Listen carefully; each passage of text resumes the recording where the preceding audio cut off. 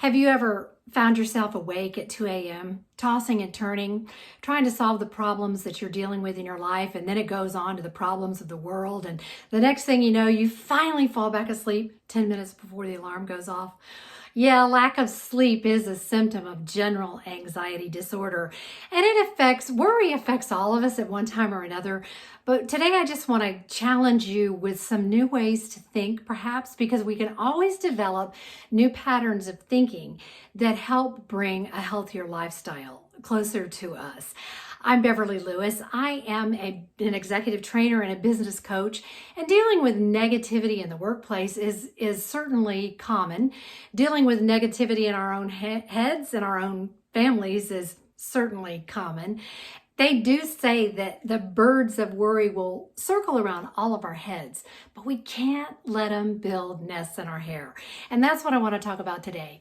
Let's just use the example. Let's say somebody comes to your door and they've got this great big hog, that's filthy, covered in mud and slime. Do you just say, "Oh, come on in, make yourself comfortable"? No way. You're not going to let that hog, that dirty old animal, in your house. He could just destroy your living room in no time flat. And so it is with our heads. We can actually draw a line in the sand, and we're going to all have thoughts that come to us. Thoughts of, what if such and such happened? Or what if so and so happens? Those things that bring worry into our lives. We're going to all have those thoughts, but we don't have to bring them in and entertain them in our head. Now, there are going to be times that some of them sneak in. What do you do then? Don't awfulize the situation. That word is so great. Awfulize. We tend to awfulize things. We think about the worst possible thing that could happen. And then not only do we think it, but often we begin to speak it. And when we speak it, we really multiply the power of it in our lives.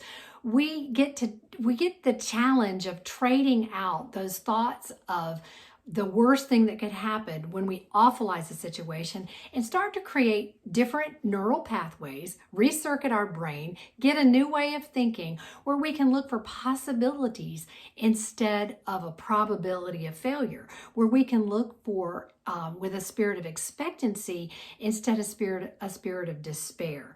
This takes an intentional choice because, again, I've talked about it before. We have a negativity bias in our brain.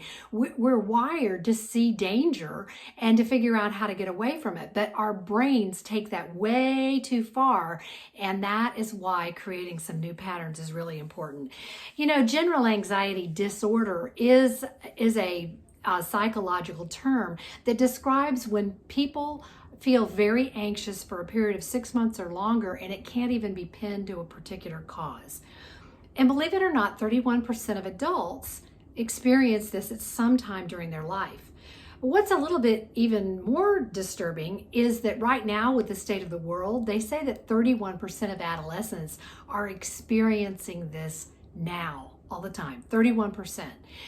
And there's lots of symptoms I won't go into right now, but what I'm looking for is the challenge of leadership is for us to develop the patterns of thinking that help us to see those possibilities and to truly know that the best is yet to come. To live our best lives by imagining them first. And again, this takes intentionality. I do have tools and resources, and I'm glad to help you. If you need to lay hold of some of those, get in touch with me. I hope these thoughts provoke you to barring the door against some of that worry and anxiety that's always banging at our doors, and not awfulizing situations anymore. The best is yet to come, and I'll talk to you soon.